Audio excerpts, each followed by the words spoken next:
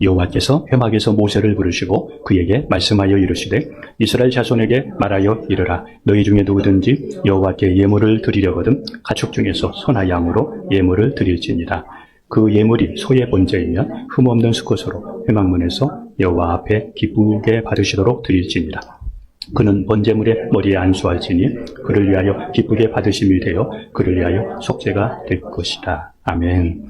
우리 교회의 예배는 창세기부터 요한계시록까지 1년에 이렇게 한 번씩 쭉 훑어가면서 올 한해는 성경의 핵심을 잡고 각 권마다 핵심을 중심으로 해서 나가려고 이렇게 하고 있습니다.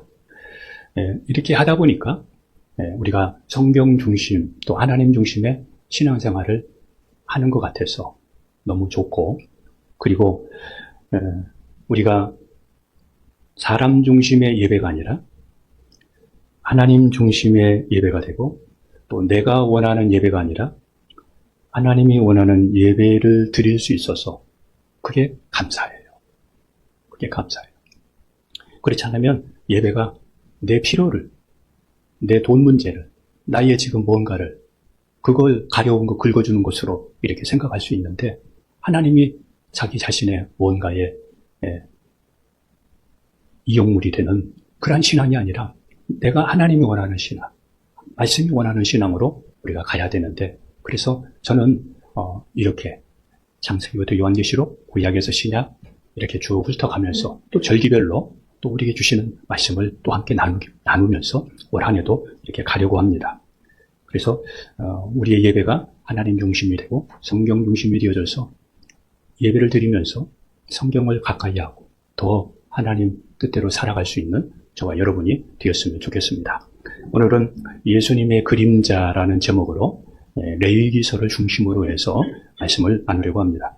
구약 성경에서 중요한 책 중에 하나가 레위기예요.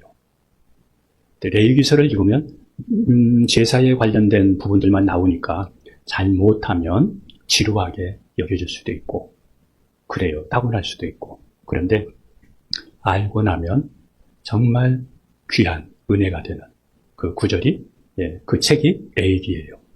레위기는 제사, 이 피에 대한 이야기들이 많이 나와요. 근데 그 피는 레위기에서 꼭 필요해요. 왜? 그 피가 그들을 살리니까. 피로 인해서 그들이 죄사함 받으니까. 그런데 이 피는 예수님과 연결되어져요. 그래서 레위기는 우리에게 중요한 말씀이에요. 신약의 예수 그리스도의 속죄 사역과 직결되기 때문에, 그래서 오늘 말씀이 뭐냐면 예수님의 그림자, 이게 레위기의 모습이에요. 그래서 레위기를 통해서 우리가 예수님을 볼 수 있고 만날 수 있는 것입니다. 출애굽기의 마지막은 이스라엘이 성막을 만들어서 모세에게 가져오잖아요. 그리고 나니까 그 성막에 하나님의 영광이 가득하게 이렇게 채워지면서 출애굽기가 마무리가 되잖아요. 막을 내리잖아요. 그런데 레위기에서는 여호와께서 회막에서 모세에게 부르시고, 제가 지난 시간에 말씀드렸듯이 이 회막은 성막과 같은 의미예요. 그 성막에서 하나님께서 모세를 부르시고, 그리고는 제사에 대해서 말씀을 하시는 거예요. 그 성막에서 제사에 대해서 모세에게 말씀하시는 거예요. 이 성막은 하나님께 제사 드려서 죄를 속죄받고 죄 문제를 해결받고 그리고 하나님의 임재를 경험하는 것이에요. 이 성막에는 하나님이 항상 함께 계신다는 부분으로 구름이 또 불기둥으로 구름 기둥으로 이스라엘 백성과 함께 하셨듯이 하나님의 임재가 늘 머물러 있는 곳이 바로 이 성막이에요. 그래서 제사장들이 또 이 제물을 가지고 제사를 드릴 때 하나님이 그곳에 계셔서 그 제사를 받으시고 그리고 백성들의 죄를 용서해 주시고 하나님이 함께 하시는 증거, 그거를 눈으로 볼 수 있는 것이 성막이에요. 지난 시간에 말씀드렸듯이 하나님께서 십계명을 주시고 그 십계명을 통해서 이스라엘 백성들과 언약식을 맺잖아요. 그리고 율법을 주셨지만 사람들이 말씀대로 다 못 산단 말이에요. 그래서 하나님께서 말씀대로 살지 못한 죄의 문제를 해결하기 위해서 모세에게 제사 문제를 말씀드리는 거예요. 그러니까 얼마나 중요하고 얼마나 참 섬세하게 또 하나님께서 그 일들을 이루어 가시는가를 보게 됩니다. 이렇게 죄의 문제가 중요한 이유는 죄의 값은 사망이기 때문에 그래요. 백성들이 죄의 문제를 해결하지 않으면 죽기 때문에 하나님의 은혜가 그곳에 있을 수 없기 때문에 그래서 죄의 문제를 반드시 해결해야 되는 것입니다. 그래서 짐승을 대신 잡아서 사람이 죽는 그 죄의 문제를 해결하기 위해서 짐승을 대신 죽여서 사람이 죄사함을 받는 것이 바로 레위기예요. 그래서 이것은 피 흘림을 통한 속죄 제도인데 아까 말씀드렸듯이 신약의 예수님의 그림자라 이겁니다. 그러니까 얼마나 중요한지 몰라요. 여러분도 한 주간 동안 살면서 죄 지었다면 말씀대로 살지 못하면서 그냥 뻔뻔하게 그냥 하나님 앞에 살면 안 돼요. 회개해야 돼요. 예, 예수님이 우리를 위해서 십자가에서 피 흘려 죽으셨기 때문에 주님 용서하여 주옵소서. 예, 그래서 우리의 마음이 양심이 화인 맞지 말아야 돼요. 예, 굳어지지 않아야 돼요. 예, 자꾸 합리화시키면서 그렇게 가면 안 돼요. 예, 그래서 잘못한 것은 생각으로든 마음으로든 뭐로든 조금만 어떤 것이라도 있어도 하나님 죄송합니다. 주님 죄송합니다. 예수님의 십자가의 채찍의 은혜로 예수님의 십자가의 보혈로 주님 용서하여 주옵소서. 예, 이런 게 늘 고백되어져야 돼요. 그리고 레위기서는 거룩하신 하나님과 죄 많은 인간이 어떻게 함께 할 수 있는가? 하나님은 거룩하신데 반대로 죄 많은 인간이 어떻게 함께 할 수 있는지 그리고 어떻게 하나님의 은혜를 누리고 또 하나님이 주시는 복을 받을 수 있는지 그것을 말씀하는 책이에요. 그러니까 참 중요합니다. 레위기의 핵심을 먼저 말씀드립니다. 레위기의 핵심은 제사와 그리고 그 제사를 담당하는 제사장. 제사장에는 제사장이 있고 제사장 중에 제일 높은 대제사장이 있어요. 이 모든 부분들도 다 예수님의 그림자예요. 자, 제사장, 그리고 또 절기가 나와요. 절기. 네, 그리고 거룩에 대해서 나와요. 내가 거룩한 것처럼 너희도 거룩하라. 이게 레위기의 핵심이에요. 네, 이 시간에는 레위기의 핵심 중에서 먼저 제사에 대해서 먼저 말씀드리려고 해요.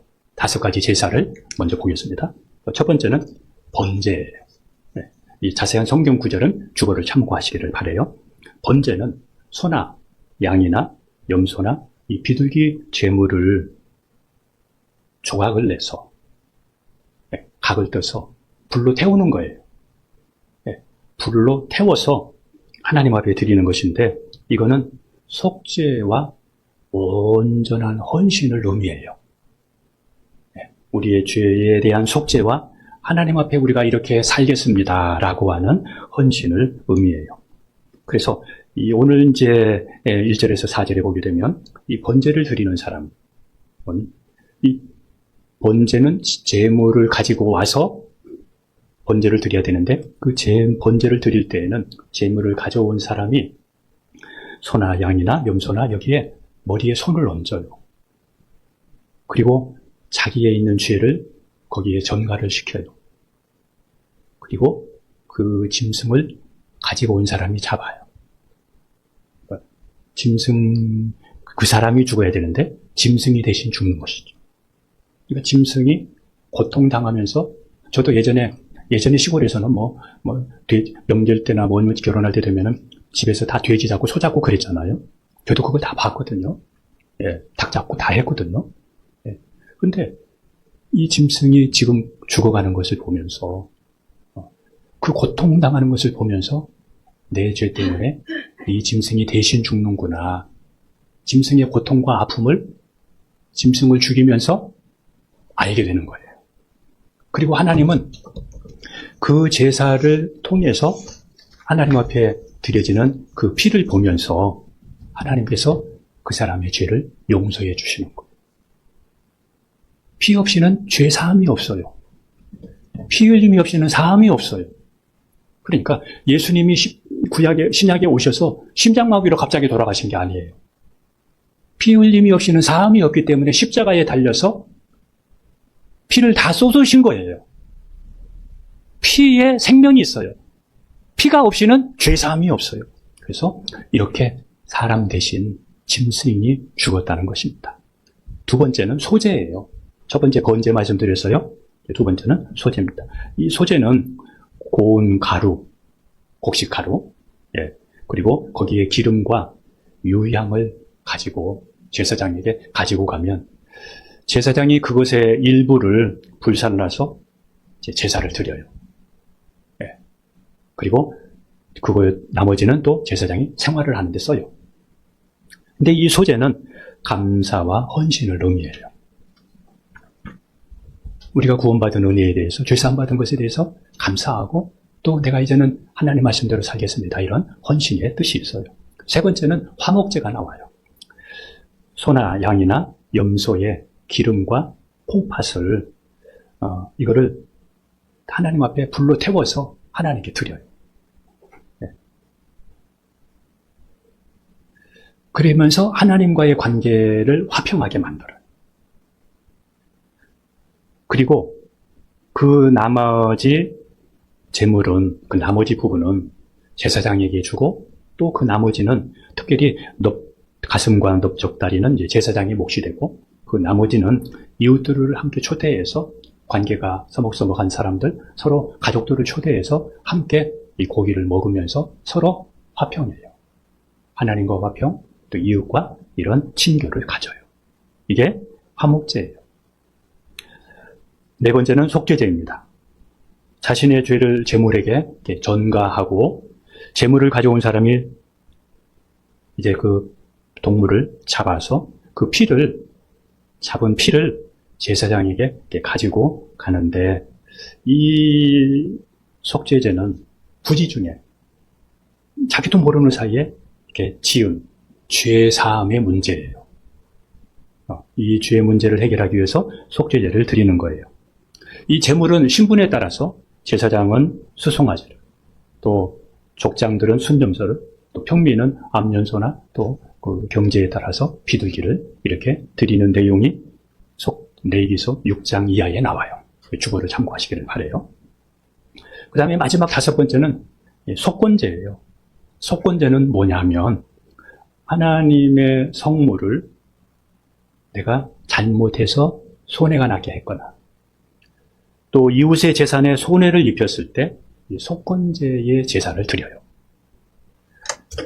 특별히 배상의 문제나 또 용서의 문제, 이 문제를 위해서 속건제를 드리는데 특별히 이 속건제를 통해서 하나님 앞에 성전에 또 이웃의 물건에 무엇에 잘못한 것을 배상하고 그리고 그 죄의 문제를 해결하는 것이 이 속건제다. 그냥 넘어가는 것이 없어요. 이웃과의 관계에서도 말로만 미안해하고 끝나는 게 아니라 거기에 대해서 배상을 해주고 또 하나님 앞에 이런 속건제를 통해서 그 죄의 사함을 받았다는 것입니다. 이 그림자는 빛과 실체가 있을 때 나타나요. 그냥 그림자가 생기는 게 아니에요. 그래서 구약의 제사는 예수님의 그림자예요. 앞으로 예수님이 오셔서 구약의 제사처럼 그런 제물이 되시고 또 하나님과 백성의 중보자가 예수님이 되셔서 대제사장이 되셔서 그 대제사장의 역할을 주님이 하시는 그러한 그림자예요. 한번 히브리서 10장 1절 보겠습니다. 같이 갑니다. 율법은 장차 올 좋은 일의 그림자일 뿐이요 참 형상이 아니므로 해마다 늘 드리는 같은 제사로는 나오는 자들을 온전하게 할 수 없는. 그러니까 구약의 이 제사는 온전한 제사가 아니에요. 그러니까 죄 문제를 온전히 해결할 수가 없어요. 구약의 제사를 드리고 짐승을 잡은 것은 앞으로 예수님이 오시면 그때 효력이 다 나타나는 거예요. 그런데 예수님이 온전한 회복을, 온전한 제사를 예수님이 드린 거예요. 아니, 구약의 제물이 온전한 효력이 있다면 예수님이 오실 필요가 없죠. 그래서 구약의 제사를 통해서 예수님을 보여주고 계시다. 오실 예수님을 우리에게 말해주고 있다는 것이죠. 레위기의 제사는 죄가 얼마나 무서운가를 우리에게 알려줘요. 우리가 살아가면서 말씀대로 살지 못하는 죄가 얼마나 큰 건가를 우리에게 알려주시고 완전한 제물 되시는 예수님을 기다리게 해요. 네. 백성들이 죄를 짓거나 말씀대로 살지 못하게 되면 반드시 자기가 죽든지 아니면 짐승이 죽든지 해야 되기 때문에 죄가 얼마나 무서운가를 알려줘요. 그리고 구약의 제사의 완성은 예수님이 십자가의 죽으심으로 완성이 되어져요. 구약의 그림자가 이제 예수님이 십자가의 죽으심으로 실체가 되어져서 완성이 이루어져요. 한번 히브리서 9장 12절에서 14절을 천천히 한번 읽어보겠습니다. 같이 갑니다. 염소와 송아지의 피로 하지 아니하고 오직 자기의 피로 영원한 속죄를 이루사 단번에 성소에 들어가셨다. 자, 여기서 보세요. 염소와 송아지 피로 하지 아니하고 자기의 피로 무슨 속죄를 이루사? 영원한 속죄. 영원한 속죄. 그러니까 지금 예수 믿는 사람들은 소 잡고 양 잡고 이 동물 잡지 않잖아요. 왜? 예수님이 영원한 속죄를 이루셨으니까. 이제는 다시 이거를 할 필요가 없으니까. 그러니까 얼마나 감사한지 몰라요. 13절도 읽습니다. 염소와 황소의 피와 및 암송아지의 죄를 부정한 자에게 뿌려 그 육체를 정결하게 하여 거룩하게 하거든. 14절입니다. 하물며 영원하신 성령으로 말미암아 흠없는 자기를 하나님께 드린 그리스도의 피가 어찌 너희 양심을 죽은 행실에서 깨끗하게 하고 살아계신 하나님을 섬기지 못하게 하겠느냐. 예. 우리의 죄를 하나님께 회개하고 예수님을 나의 주인으로 믿으면, 다시 말씀드립니다. 나의 죄를 회개하고 예수님을 나의 주로 믿으면 우리의 모든 죄가 예수님께 다 전가돼요.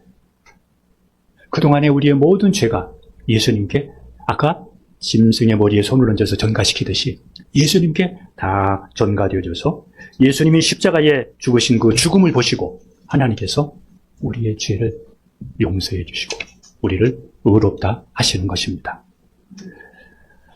하나님은 제사와 함께 제사를 담당하는 제사장도 세워주셨어요. 제사장도 세워주셨는데 제사장은 레위지파 속한 사람들이 이 제사장의 일을 하는데 특별히 이 레위지파의 아론의 후손들이 이 제사장의 일을 감당을 해요. 아론과 아론의 후손들이 제사장의 역할을 합니다. 그리고 이 제사장 중에는 최고의 제사장이 있는데 이 제사장을 향해서 대제사장이라 그렇게 해요. 그러니까 제사장에는 대제사장이 있고 그리고 일반 제사장이 있어요. 저는 요즘에 우리가 성경을 이렇게 읽어가는 이 말씀을 보면서 참 레위지파는 복받은 사람이다. 이거를 느껴요. 네. 레위지파에서 모세, 또 제사장, 아론, 또 성전에서 일하는 레위인들, 찬양도 누가 합니까? 레위인들. 성전의 문을 지키는 것도 누가 합니까? 레위인들. 또 이 성전에 있는 기구들을 나르는 것도 누가 합니까? 다 레위인이에요. 레위인. 야, 레위인은 진짜 복 있는 사람이다. 예. 이 레위가 누구냐면 야곱의 세 번째 아들이거든요. 그 레아의 아들이잖아요. 셋째 아들이에요. 그런데 이 레위는 세겜 사람들과 할례를 하게 되면 그들과 혼인도 하고 이런 약조를 맺고 나서 루벤과 이 레위가 주동이 되어져서 세겜 사람들, 특별히 이 자기의 여동생 디나가 세겜의 사람에 의해서 그 추장 아들에 의해서 강간당하잖아요. 그래서 이 복수를 하기 위해서 시므온과 이 레위가 가서 세겜 사람들 모두를, 남자들을 죽이잖아요. 야곱을 보면 이 사건이 야곱을 굉장히 불편하게 만들었어요. 네. 한번 맹세했는데, 약조했는데 약조를 깨뜨리고 이런 것을 하는 것을 성경은 좋지 않게 봤어요. 그런데 이 레위인들이 다시 하나님 앞에 쓰임받게 되는 그런 때가 있었는데, 그거 언제냐면 이스라엘 백성들이 출애굽해서 모세가 시내산에서 율법을 받아가지고 내려올 때 밑에서 금송아지를 만들고 그 금송아지를 만들어 놓고 이게 우리를 인도할 신이다 하면서 기뻐 뛰놀 때 이걸 보고 모세가 내려와서 이야기합니다. 누구든지 하나님 편에 서 있는 사람은 내게로 나오라. 아무도 안 나오는데 그때 레위인이 나왔어요. 레위인들이 나왔어요. 하나님 편에 서서 레위인들이 나와서 레위인들에게 칼을 주었어. 그 칼을 차고 여기에 가담했던 사람들을 죽이게 합니다. 거기에는 자기 형제도 있었습니다. 친척도 있었습니다. 친구도 있었습니다. 아는 사람도 있었을 것입니다. 많은 사람이 그때 살육을 당했습니다. 근데 그 일을 누가 했느냐면 레위인이 했어요. 우상 숭배하는 사람 편에 서지 않고 인정과 동정에 이끌리지 않고 하나님 편에 서기 때문에 하나님께서 레위인의 손을 이렇게 쓰신 거예요. 하나님 편에 섰던 레위인을 하나님이 이렇게 사용하신 거예요. 그래서 이렇게 귀하게 레위인이 쓰임받는 거예요. 여러분, 하나님 편에 서십시오. 하나님 중심으로 살아야 됩니다.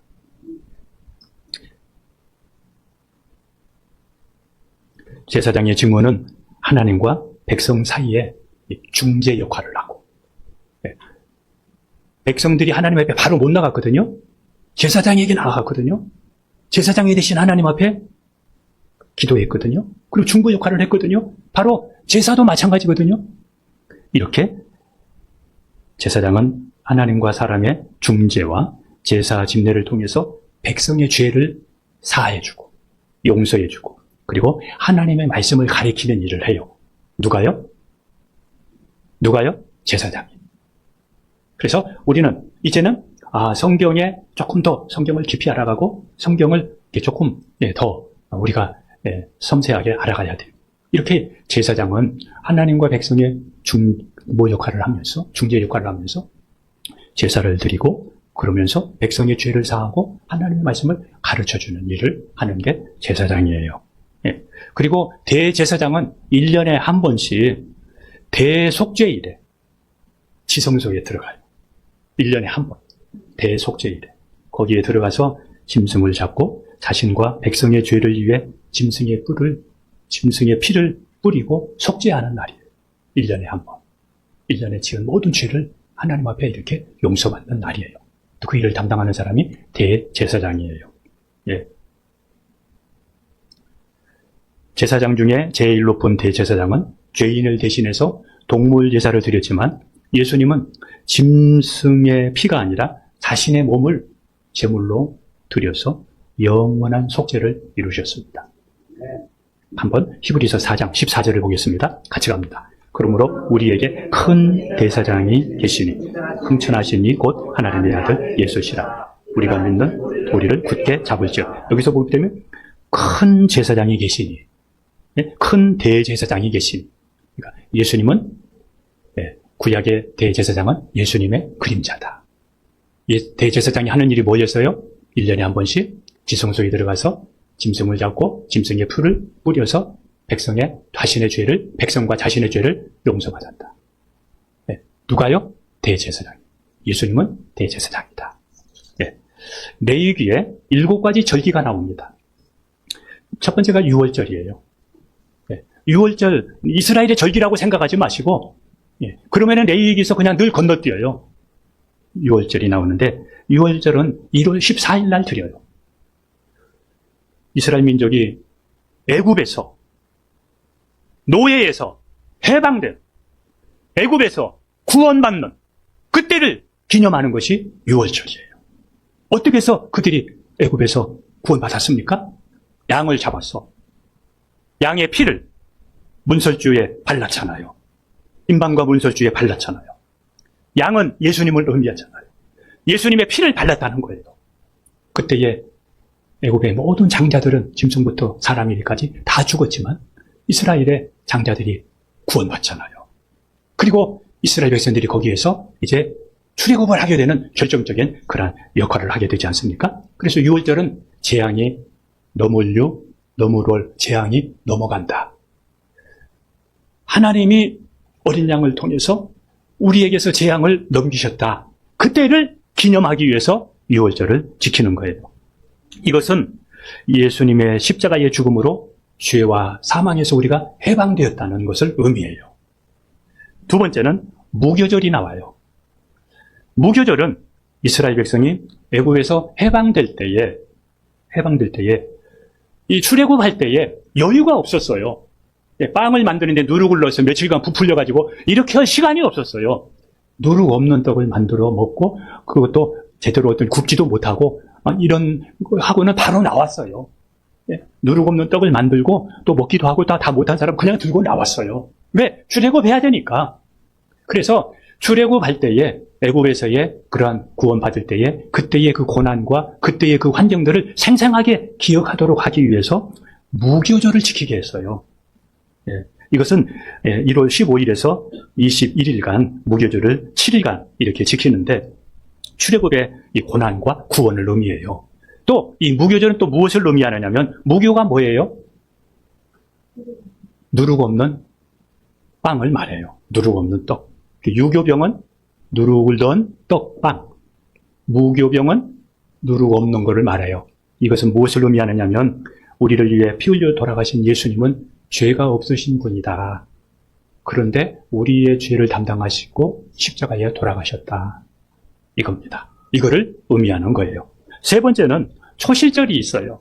초실절. 이 초실절은 처음 보리 추수가 있을 때 그 첫 열매를 하나님께 드리는 거예요. 이게 초실절이에요. 이것은 우리의 죄를 위해서 예수님이 십자가에 죽으시고 그리고 부활의 첫 열매 되시는 것을 의미해요. 그래서 예수님의 부활은 우리의 부활을 예고해요. 초실절. 이거를 우리가 기억하십시오. 그 다음에 네 번째는 칠칠절이 있어요. 부활절을 지난 후 칠칠절. 칠칠절은 7번이 일주일이 7번이라는 뜻이에요. 그러니까 7칠에 49. 그래서 오순절이라고도 해요. 50일째 되니까. 자, 이 칠칠절은 수확을 마친 후에 감사하면서 드리는 절기인데 이거를 맥추절이라고도 하고 오순절이라고도 해요. 보리를 거두는 시기다 해서 보리맥을 써서 맥추절. 예전에 여기 있는 분들 중에 그거 기억나나요? 맥주 감사한 거. 보리 수확 때. 이렇게 했었거든요. 이와 똑같아요.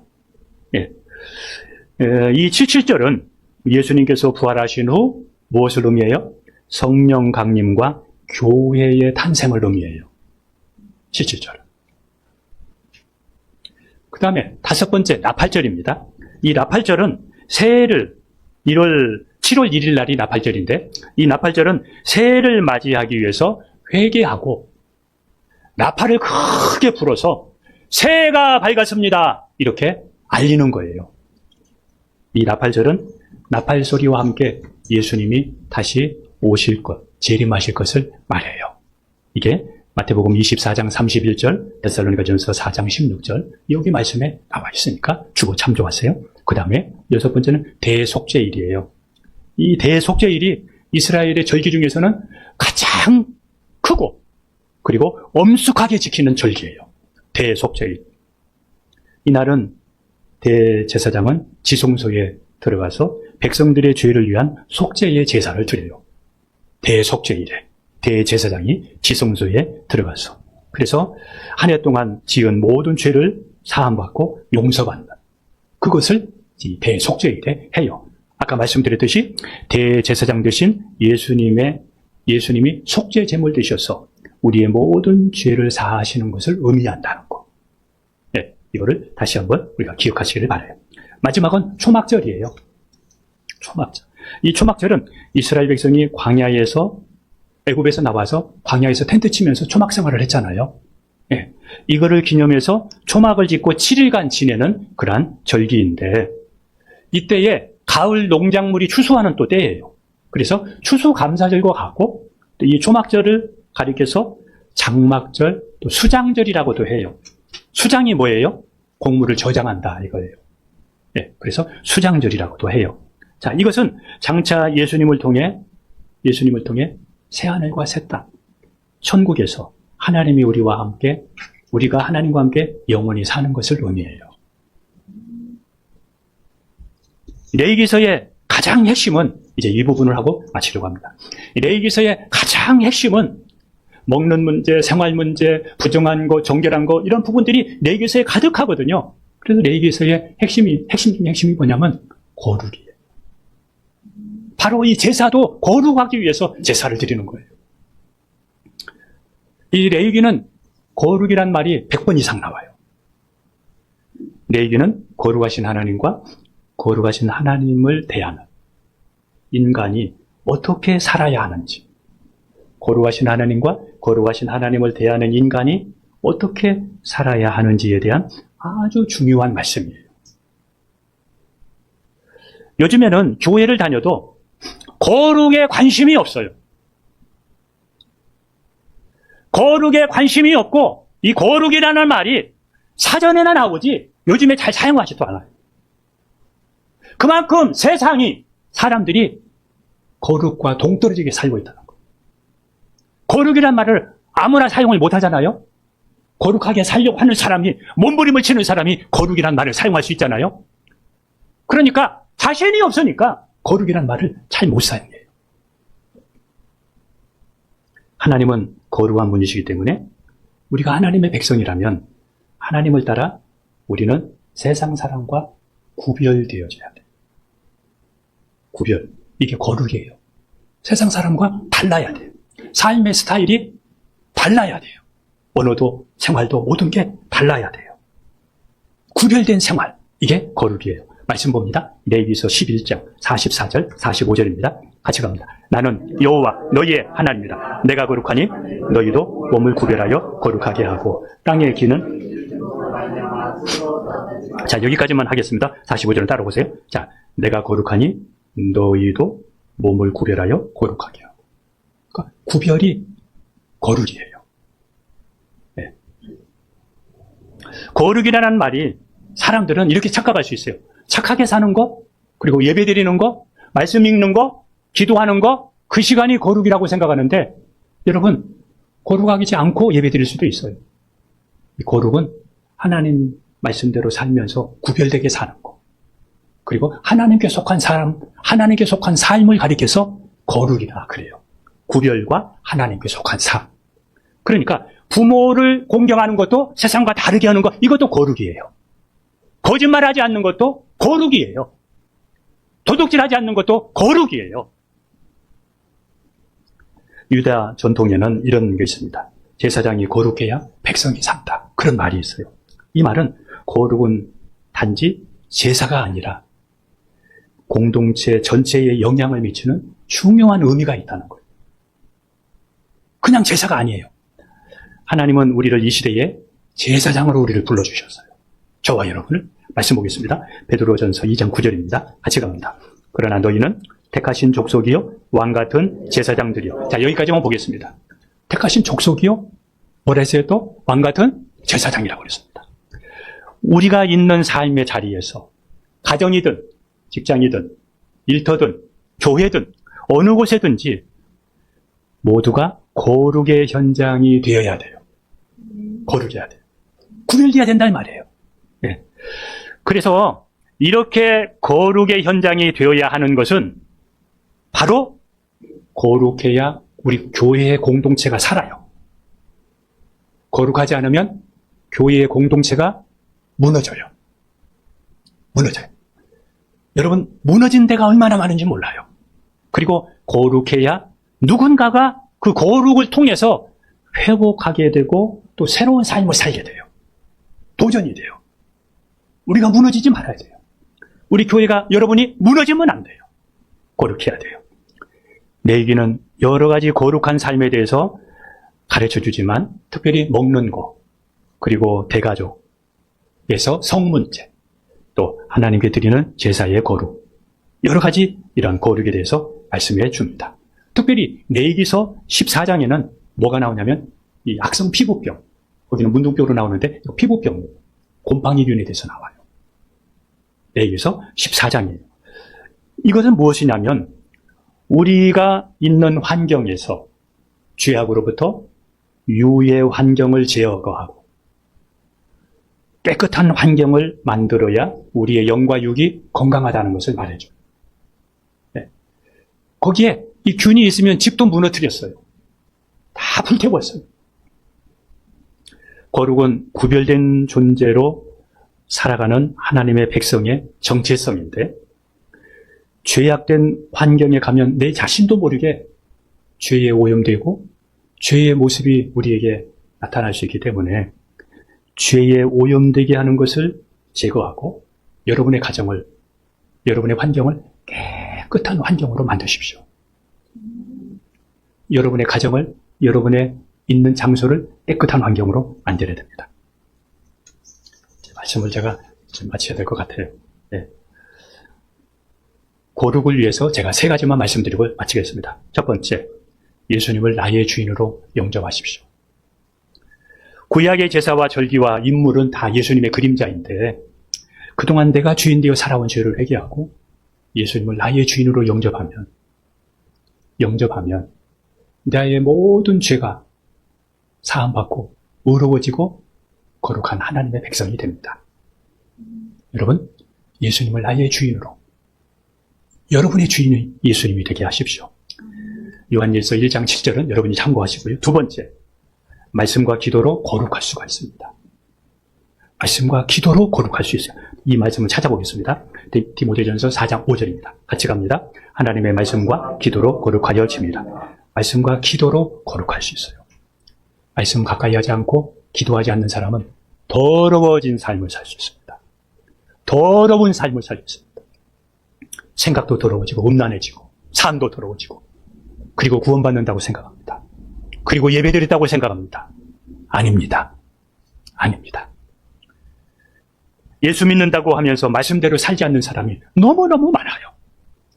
예수님 믿으니까 안 살고, 회개하면 되니까 말씀대로 안 살고, 예수님은 말씀대로 오셨고 말씀대로 살다가 말씀대로 가셨는데 어떻게 예수 믿는 사람들이 말씀대로 안 살아요? 읽지도 않아요. 하나님은 말씀을 초월해서 일하시지를 않아요. 잘못 살고 있는 거예요. 그게 신앙이 아니에요. 말씀을 하나님처럼 우리는 여겨야 되고, 말씀을 예수님처럼 말씀에 순종하면서 우리가 이렇게 살기를 축복합니다. 세 번째입니다. 거룩하기 위해서는 성령을 따라 살아야 돼요. 내 육신의 생각이 내가 원한 대로 살면 안 돼요. 로마서 15장 16절에 우리 같이 한번 읽겠습니다. 이 은혜는 곧 나로 이방인을 위하여 그리스도 예수의 일꾼이 되어 하나님의 복음의 제사장 직분을 하게 하사 이방인을 제물로 드리는 것이 성령 안에서 거룩하게 되어 받으실 만하게 하려 하십니다. 여기서 보세요. 성령 안에서 내가 거룩할 수 있다. 우리는 성령 안에서 세상에 영향받지 말고 말씀대로 살면서, 묵묵히 살면서 여러분이 있는 곳에서 빛과 소금이 되어져서 구별된 삶을 살 수 있기를 축복합니다. 하나님은 거룩하시기 때문에 거룩하신 하나님을 상대하면서 은혜와 복을 누리는 한 주간 되기를, 여러분의 삶이 되기를 축복합니다. 기도하겠습니다.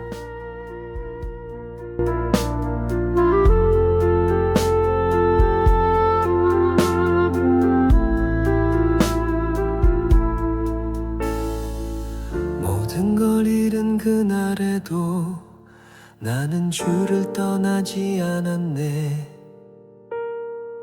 침묵 속에서 무너져도 주의 이름만 부르짖었네. 전주 없이 닥친 시련이 내 영혼을 흔들어도 주신 이도 거두신 이도 오직 주 한 분이시기에 마침내 주의 손이 다시 날 일으키시네. 깊은 눈물의 밭에서 은혜가 꽃피네. 내 고통의 끝에 주의 얼굴을 보았네.